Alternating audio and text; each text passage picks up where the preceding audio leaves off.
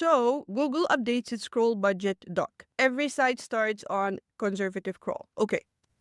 Let's have a look at the document. So basically, this is a document to guide you on optimizing your crawl budget. Crawl efficiency, crawl budget, we hear these a lot, but just for you to know, these are not really important things if your website is really small. If you have 100 pages, if you have 1K pages even, I don't think this is something you need to worry about. Obviously, you need to maintain a healthy website from a technical standpoint. You need to fix your technical issues, but it's not something you need to worry about in general. This is something that's really important.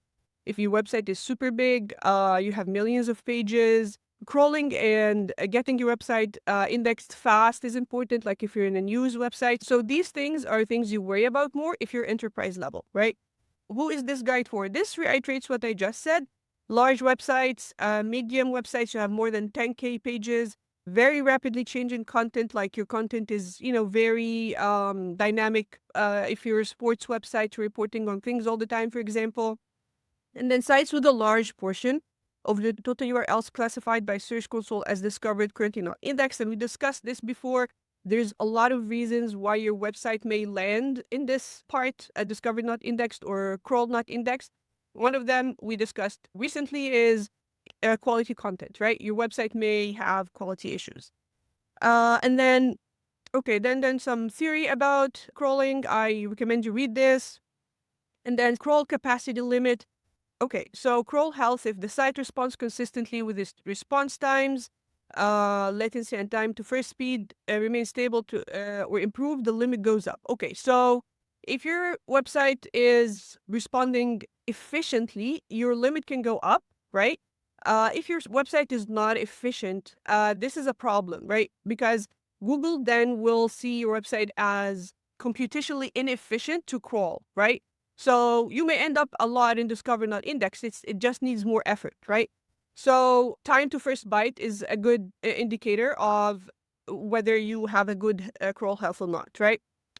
Okay, and then if the site slows down, latency increases, your response times becomes longer, or responds with server errors 500, for example, or rate limiting signals, HTTP 429, the limit goes down and Google crawls less, right? So if you have crawl issues, this is a very good place to start. Check your time to first byte and check your service response times. And over, we've seen people say, hey guys, these are not important. They're not going to impact your rankings. Potentially, yes. If you have a 500 error, a few 500 errors or a few 400 errors, it's no big deal in search, right?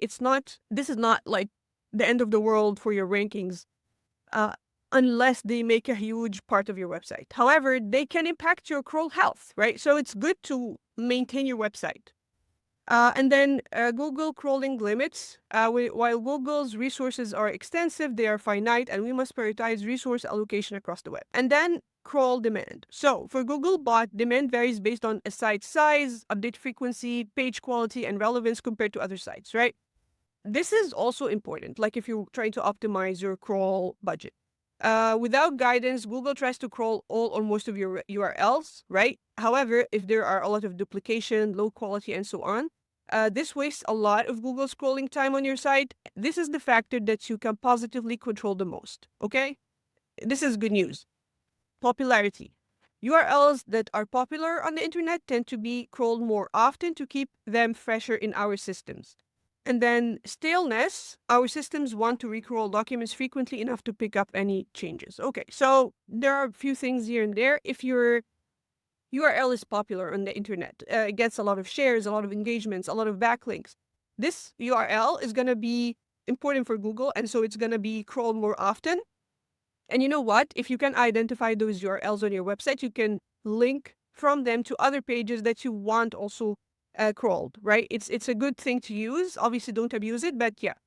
So in summary, Google defines your site scroll budget as the set of URLs that Google can and want to crawl, right?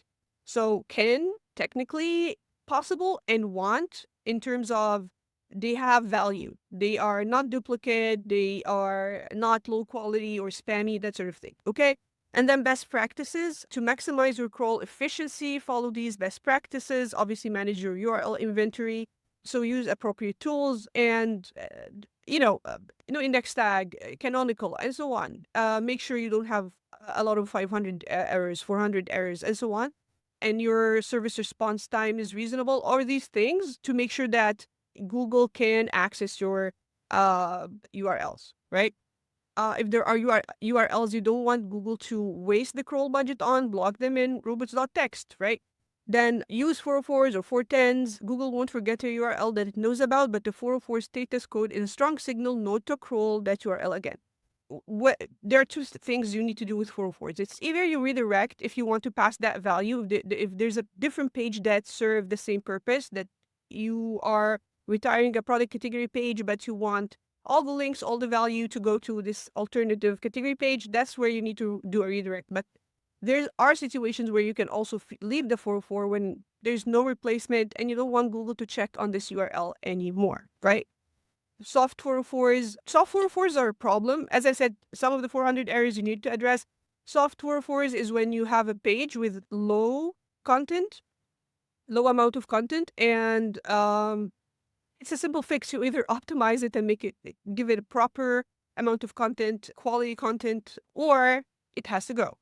And then keep your sitemap up to date. I've seen so many websites having out-of-date sitemaps because the sitemap is not dynamic. So if your sitemap is static, it's a list that you created manually and uploaded to the website, it is definitely worth either exploring having a dynamic sitemap that updates automatically, or updating it, I don't know, have a schedule to update it if that's what you can do, although that's not efficient. And if your content gets updated, if a page can get, the page content itself can get changed on a regular basis, then use last mode tag, right? And then avoid redirect chains. A lot of these are good traditional technical SEO practices, right? But we're zooming in on these right now because when you're after a specific issue, your team can come and say, or you can notice yourself that the website is not being crawled efficiently and on time. These are the things you should look at. You should not do a comprehensive tech audit and fix every issue on the website. If you're after a specific issue, you need to narrow down the items that you need to fix, right? And then make your pages efficient to load. Page speed, guys, right? This is one of the things that is very high effort most of the time. It's high effort, and when it comes to impact, there's no guarantee that it can improve your ranking. But here, there's something else that this can improve. So I would say if you have a crawl efficiency or crawl budget issue, then it is worth, like, even though it's a high effort, it is worth investing in fixing, right? And then debug issues with crawl budget. Check whether your site had any availability issues during crawling and look for ways to make your crawling more efficient. I mean, very generic. Yeah. Okay. What if you want more crawl budget? Google suggests you add more server resources. If your server is overwhelmed and that's why it's slow, maybe it's worth adding more server resources. Second, optimize your content quality for the Google product you're targeting. What is quality for Google? It really depends on the surface you are, or this Google product you are optimizing for. So if you're optimizing for Google search, we know what quality sounds like. It's popularity, overall user value, content uniqueness, serving capacity. If you're optimizing for Google Maps, maybe that is different a bit. If you're optimizing for Gemini, a different Google product, maybe that's also different a bit. Yeah. So in summary, I really think this is a very, very helpful document if you're managing a large website. And if you have crawl issues, if your pages are stuck in discovered, currently not indexed, or are not being indexed in a timely manner, it takes a lot of time for a page to get naturally indexed without you using the inspect tool. If you're a news website and you're noticing that your pages are being picked up later than they should, this is a very, very, very good place to start. I hope you found this useful, and see you next video.